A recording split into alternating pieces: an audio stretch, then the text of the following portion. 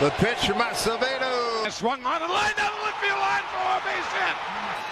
Fly ball, gap, right center field. Double him up at second. Luke is going back to the 1-8 track. Get out the right, run and Buster Grandma. It is grand salami time.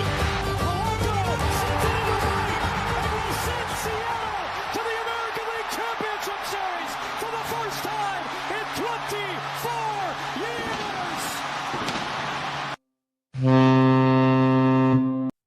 Hello, everybody, and welcome back to the Light the W podcast. As always, your host, Mahal Domingo Anderson, and welcome to episode 198 of the show. And today we're joined by the lovely Joe Doyle to talk all things Mariners farm system, all things draft. Joe is a fantastic guy, fantastic dude that has done so much great stuff over with Overslot over the past couple of years, launched the Overslot website just over a year ago. Awesome stuff for the draft. I highly recommend checking it out. Joe, how we doing? Welcome to the show. Mahal, my man, it's good to talk to you. It's good to finally be on the podcast, doing big things over here. Excited to be here. And thank you for the, as you say, lovely words. That's quite an endearing statement. Of course. Gotta love what you do. Subscribe myself, and I mean, especially in around the draft, like you're on that site all the time. It's great stuff. Start things off. As fans, it's difficult to evaluate prospects, difficult to evaluate college, high school guys for sure. A lot of what you see, right, are the baseline stats, slash line, RBIs, home run, stuff like that. From a fan perspective, what kind of stuff can people like look at to evaluate guys and understand sort of how talented really are these guys? How do they compare them to other players? In terms of the baseball card and fan graphs and stats like that? I mean, that and even beyond, like stuff that's just readily available to the public or that you can get from watching a guy.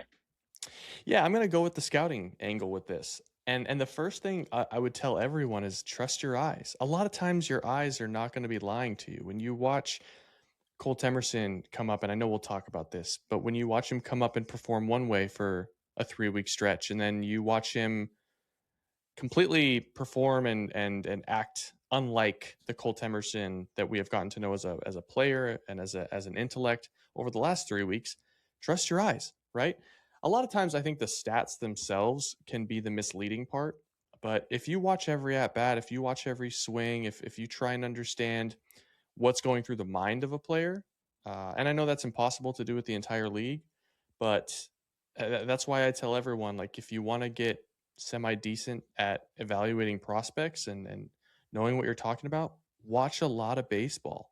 Go to baseball games, sit in different parts of the park, see a guy swing from the open side, from behind home plate, from center field, and get a feel for who they are and get a feel for when they don't look right. And at the end of the day, after seeing a guy 20, 30, 40 plate appearances, you'll know when things are right, you'll know when things are wrong, and you'll be able to diagnose them as the player that they are. Yeah, I mean, you mentioned Colt Emerson there right off the bat, and we're going to get into this pretty quickly, but let's get into it now, right? Colt Emerson's sent down just a couple hours ago here as we're recording this Thursday, August 13th. What are the things you've noticed from Colt that have sort of caused this? Obviously, he's struggled now for a while. What are the specific things you think that he's going to go down to AAA and work on? Yeah, I mean, he's totally gotten out of his identity. That's the most important thing. He was always going to be a guy that is going to take a little bit of time to get rid of the strikeouts, right? 20 years old, going to chase some pitches from big league arms that have been doing this for 7 or 8 years that you're not going to like to see in a guy's first rookie year here. But what I'm seeing now is a guy that's just guessing. You know, he's going up there. He's anticipating that he's going to get, a fastball anywhere. Doesn't matter. Bottom of the zone, 12 inches above the zone, inside corner. He's trying to get on everything, right? I think Colt is trying to simplify it too much to the point where he's thinking, all right, I'm going to swing at the first pitch every time because it might be the only pitch that I get to hit for the rest of the at-bat. And I'm finding that when I'm falling behind and secondaries come into play, I stand no chance. My swing is too out of whack. My approach is too out of whack. It's just not going to work if I work deeper and deeper into a plate appearance. And so I just see a guy that doesn't trust himself, doesn't trust his eyes, doesn't trust his talent. And so that is what we saw from Cole Young at the end of the 2025 season. And you want to see Colt go to AAA, reset, recharge, rediscover who he is as a hitter.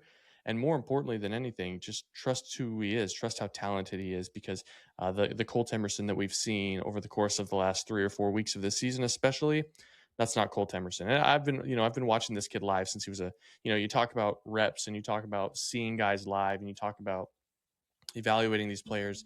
Having watched him, I've been watching this kid live, my butt in the seat since he was a sophomore in high school. The Colt Emerson we've been seeing right now is in no way, shape, or form the Colt Emerson that he's been since he was 15 years old. So I expect in 2027 we see an entirely different person. Yeah, you mentioned Cole Young, who last year we saw struggle. The Mariners opted to sort of just bench him, leave him on the major league roster. Why do you think the Mariners opted, instead of doing what they did with Young there, to instead send Emerson down to AAA? Well, Cole Young had a little bit more time in AAA. He had more reps at that level. I don't think he had anything else to learn. Colt needs reps. Yeah. He's barely 21 years old now, so he needs to continue to play baseball. He needs to continue to swing the baseball bat and get those mental reps, those visual reps. So, uh, Colt came up when he was 20.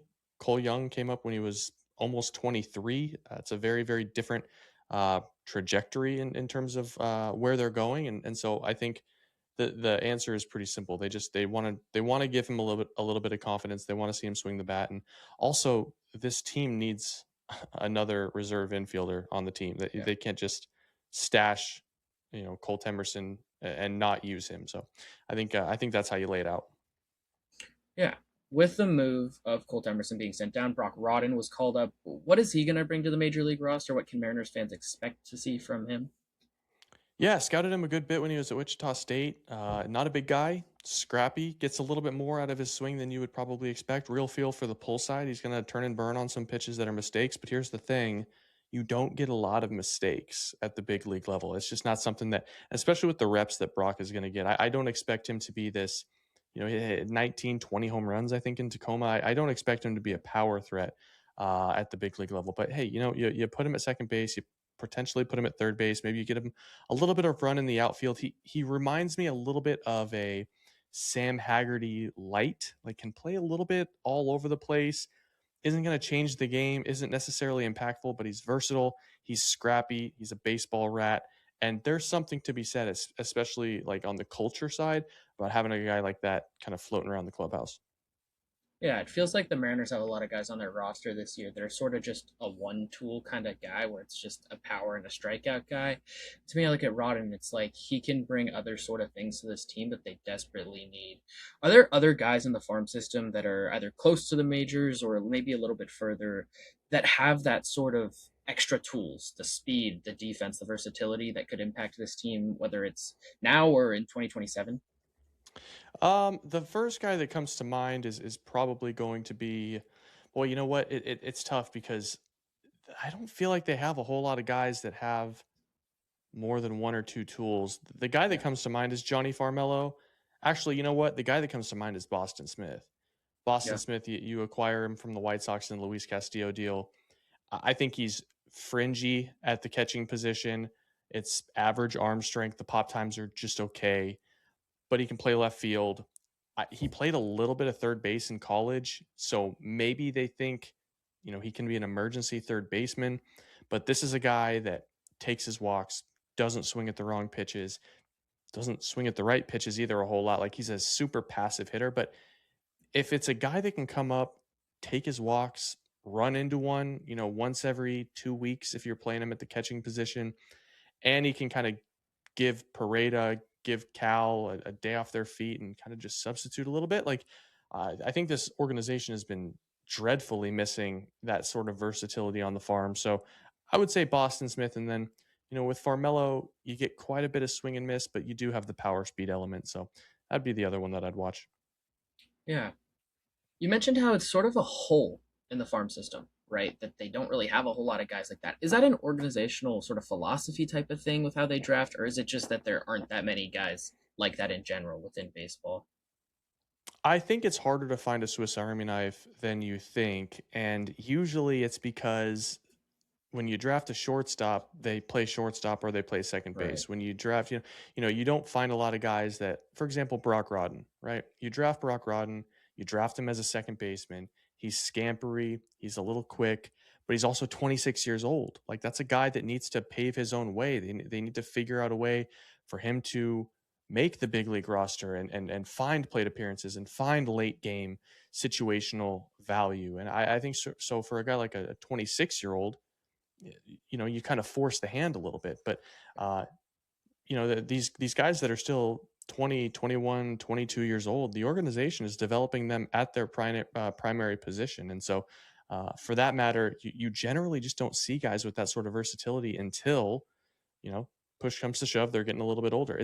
It's one of the reasons why you're starting to finally see, if I'm not mistaken, Ryan Bliss play a little bit of the outfield in Tacoma, because he's got to find a way back up to the big league roster. And right now, they've needed a right-handed hitting outfielder not named Randy Arozarena for a while, and Ryan Bliss was not in the cards on the dirt. So you gotta pave your own way. You got to find your own way to provide value, and Brock Rodden has found a way. Yeah. There's a couple different guys that have just eye-popping stats in the minors. Ryan Bliss is one of those guys as of late. Boston Smith is another. You've mentioned both those guys. When they have eye-popping stats like that at a minor league level, how much can you really take away from that versus a guy like Johnny Farmella, whose stats are good, but they're not eye-popping in the same way. Yet he's thought of as a much better prospect than that of especially like a Ryan Bliss. Fully contextual, right? The most difficult level in minor league baseball is AA, and it's not even really that close. Teams are stashing their best pitching prospects at AA because that's where the greatest level of competition is. Teams are stashing their greatest pitching prospects at AA because the AAA ball is flying out of ballparks like it's nobody's business. So in that respect, you want to see guys absolutely tear the cover off the ball at AAA. They should be tearing the cover off of the ball at AAA. But the other thing is at AA, it's also kind of ballpark dependent. The ballparks at AA are really wonky. They're very, very strange. Like, being a right-handed hitter at AA for Seattle is brutal. It's one of the most difficult places to hit, AA Arkansas, if you're right-handed. So you want to see guys not necessarily hit for power, but show a little under the hood exit velocity stuff, show that you're actually impacting the baseball, even if it's not leaving the ballpark. So yeah, that's why, for me, I've always, and I know it's not all public data, but I always like to glean over the bat to ball, the whiff, the chase, the exit velocity. What can we control with our eyes, with our swing decisions, with our bat to ball, with how fast we swing the bat, that we can then deduce projectability at the next level. So I know that's not like the most accessible answer for people trying to figure out if a guy is ready or not, but that's the truth of it. Like, right. And if you want to go up to the baseball card level, is a guy striking out a whole bunch at AA? That's a red flag. Is a guy walking a bunch of batters at AA? That's a red flag. So for me, it's kind of those baseline statistics. Yeah. AA, Mariners have two pitching prospects that are some of the best, Colt Emerson, Ryan Sloan. With the Mariners sort of starting to fall out of, if not already out of, a playoff sort of push, do you expect those two guys to start to get looks in the majors this year, especially Cade? And if so, like, how does a bullpen shift to any one of those guys sort of affect their development? Well, let me get Sloan out of the way. I don't think Sloan is going to be a Mariner this year. If there's a lockout and he's on the 40-man roster, he cannot pitch anywhere. Can't pitch in Tacoma, can't pitch in Arkansas. And so I don't think there's any way this front office looks at this and goes, we want to risk him not being able to get in his innings in 2027 just so he can pitch out of the bullpen in 2026. Not going to happen. Colt Anderson, I expect Colt Anderson to be up, probably not immediately, probably closer to the end of August. And it's not that he's not ready. He's very ready. But, when Jerry DiPoto said earlier in the week that they want to build up his innings, they want to get him to 110 innings this season, he's not lying. Like, if someone gets hurt, if someone blows out in 2027, which Seattle's been very lucky not to have happen over the course of the last handful of years, if that happens, you need Colt Anderson to be able to pitch 150, 160 innings in 2027. And so I think they want to get his innings up for sure. I don't think it's a matter of, holding back his service time or anything like that. But the other piece of this is, August 14th is the deadline, or it's the first day you can bring someone up without risking them losing their rookie eligibility for 2027. And, Colt Anderson has as good a chance as just about anyone in baseball to win Rookie of the Year in 2027. And you've seen what, an extra first round pick did for the Mariners in 2023 when Julio won Rookie of the Year. So I think it's that combination of things. I think it's, the potential to him win Rookie of the Year and get the Mariners a draft pick, but also they do need him to stack innings. They need him to get durable and loose, and they need him ready for a long 2027 season. Yeah. A couple guys that are closer to promotions but are not pitchers, don't have to worry about innings. Lazaro Montes, Michael Arroyo. When do you think either one of those guys potentially could get promoted if it's this year at all? So I think Arroyo should see the major leagues this year. There's not a ton left that he has to prove, despite only being 21 years old. And when I say a ton left to prove, I don't think there will ever be a point where Arroyo won't be some sort of defensive liability at second base or at left field. But at some point, especially with him being Rule 5 eligible this winter, you might as well add him now because you're going to protect him at the end of the year anyways. I think Laz is probably a guy that you add to the 40-man after the season. I don't really see a purpose for him until the Mariners completely fall out of this thing. Yeah. If you wanted to get Laz 2 weeks of plate appearances and get Canzone off of his feet for the final 2 weeks, or just get the young guys some looks, fine, maybe. But I'm of the opinion, especially we talked about those whiff rates, I'm of the opinion Laz isn't quite ready. He isn't fully mature to what he's going to be as a big league hitter. And so for that, I don't want to expose him to 88 mile an hour curveballs and 91 mile an hour sliders yet when he's having a hard time hitting 83 mile an hour sliders that are in the zone. So both have very bright futures. I would bring up Arroyo because he is a potential replacement for Arozarena in 2027, at least in a DH capacity, but I'd let Laz continue to kind of blossom. Yeah. On Michael Arroyo, what kind of hitter is he? Like, what kind of things can Mariners fans expect to see from him when he eventually does get promoted, whether it's late this year or potentially next year? He's a good hitter, man. Like it's above average bat to ball skills. It's a super selective approach. He swings at the right pitches. He's not passive. He's not a guy that's going to get himself out by falling behind in counts. He's got an approach, which I think is rare for a guy that is his age. I think it's solid average to perhaps he'll grow into above average raw power. You find a way to get this guy 550 plate appearances. Perhaps he runs into a 22 to 24 home run season at some point in his career, but he's just a pro hitter. He reminds me a little bit of Michael Chavis. If you remember Michael Chavis from the 2019 Red Sox, just came up, blistered the ball, eventually kind of got figured out by big league pitchers. But I think Arroyo can come up and make an instant impact. The tough thing is figuring out how you're going to play him, where you're going to play him. And if it's at the DH position, are you going to clog up the DH position against right-handed pitching with Michael Arroyo, or are you only going to play him as the DH against left-handed pitching? It's not a great problem for Seattle to have. I think they'll probably figure it out, though. They, at the end of the day, they're 30th in batting average, they're 30th in runs. They need to figure out a way to score runs, and Arroyo will help them do that. Yeah, it feels like he could provide some of the most professional at-bats that the Mariners ball club would see, which is crazy to say at this point. It's been just a disaster of a season. And on that, when you look at the season, what are the biggest issues for this team? Like, what kind of things do they really need to focus on solving come the off season here in a month and a half? I've been trying to figure that out all season, Mahal. Yeah. I don't have an answer for you. I don't know what the issue is with this team. I think if you look under the hood, they're swinging at the wrong pitches too much, and they're swinging through pitches they should hit too much. They could probably take more walks. They've struck out a whole lot less. I mean, they're league average in walks. They're league average in strikeouts.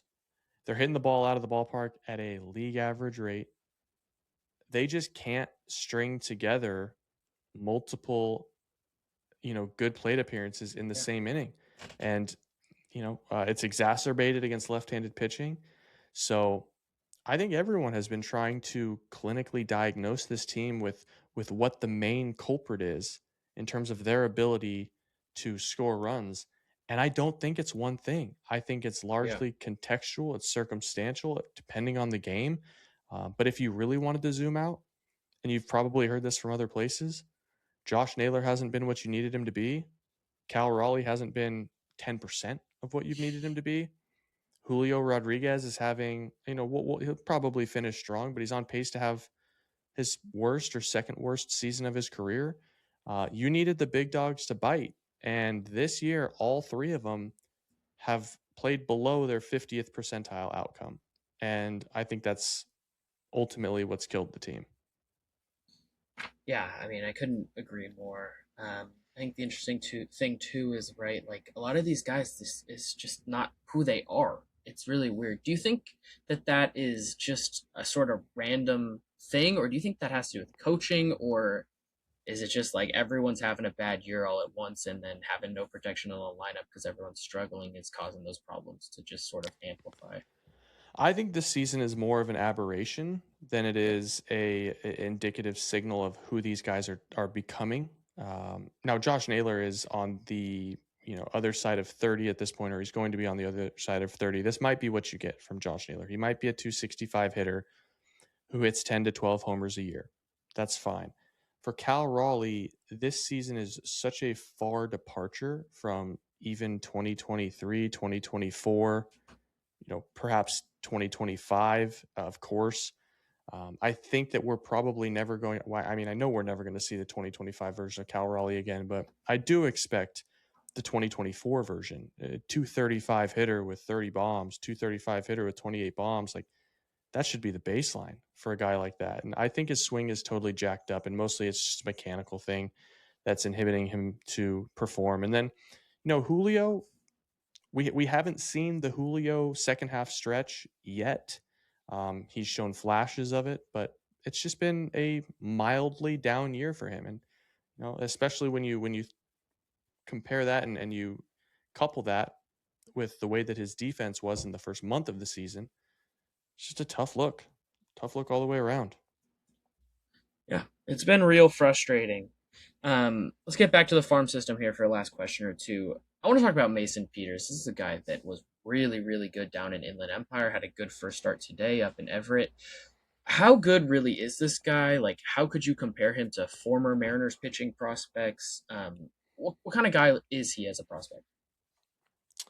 So he's a tough one for me. I didn't have him appropriately ranked on my 2025 draft board. And, it's funny that the Mariners, the last two seasons, have been the first team to draft a player that's at least 200 spots lower on my board than where he's drafted in the draft. So I always give them a hard time for that. And Peters was one of them a couple of years ago. Hayden Yost was the guy this year. But, it's a low launch fastball. I think he's up to like 96. He'll live 92 to 94, touch 95. The curveball is plus. It's every bit of plus. He's going to have to figure out a reliable arm side pitch. He's going to have to move the ball right to left and fade a changeup or throw a split or learn how to throw a kick change or something like that to get big league right-handed hitters out consistently and be able to command it. And I also think the cutter needs to take one more step to bridge that fastball and that curveball, but he's throwing it. He's showing it. I think the thing that Mason Peters is going to fight against is the fact that he's 6 feet tall, right? Like, this is not the prototypical size for a starting pitcher at the big league level. And I'll add in that a fastball curveball combo is not the prototypical mix of a big league pitcher at the next level as well. So he's absolutely dominating low A, and he's finally getting the call to Everett, which I think will test him. It'll test his mental acuity because he's going to see balls leave the park at Funko. It's just how Everett is, right? I was a little bit surprised he didn't get called up earlier in the year to Everett, but he's definitely ready. He's probably the most fun story coming out of that 2025 draft. And if you can look past the height, then I think he's a pretty interesting little pitching prospect. And left-handed too, man. Like, this team hasn't had a left-handed pitching prospect, except for Cade Anderson, and it feels like years. Mm-hmm. Very true. Last question from me. Mariners bullpen has been rough, especially lately. in the farm system, like what kind of help potentially could be coming for the bullpen? I know they've traded guys, Brock Moore, one of Brandon Garcia, a guy that they traded last deadline. Anything coming? I mean, you brought up Mason Peters. Like Mason Peters Yeah, is the guy that I would look at, but no. Besides that, the guy that immediately comes to mind is Lucas Kelly down there now at Double A. He's striking absolutely everybody out. I called him a nitroglycerin Paul Sewald when he was drafted a few years ago. It's 6'4" with a ridiculously low slot and a fastball that in college was up to 99. He's walking a fair share of guys, but if you project him in the bullpen, that's fine. So I think Lucas Kelly is probably the first guy that would get the call in 2027. Besides that, you can look at guys like Colton Shaw, who's a sinker slider guy. That's not usually a guy that you can call up and get dominant outings from. And then there's Charlie Balinson, who is, probably knocking on the door, but perfect example. Charlie Balinson was drafted in 2025. He's 26 years old. yeah. Some guys just they push their way up because they've been doing this for so long. So, yeah, I mean, Balinson is the guy that's next up. But if you're looking for high leverage, bat missing, can actually get you out of an eighth inning jam, Lucas Kelly is the next guy to look for. Okay. Well, thank you so much for joining us, Joe. It's been a fantastic episode, and I appreciate it. Anything more from you? Anything you want to plug before we get out of here? Yeah, I want to just keep plugging your podcast, man. I'm really happy to see what you're doing. It's been really sick to watch you continue to grind and grow this thing. I'm a big fan, and I'll continue to keep watching, man. Keep doing your thing. Awesome. Thank you so much for joining, Joe. All right, man.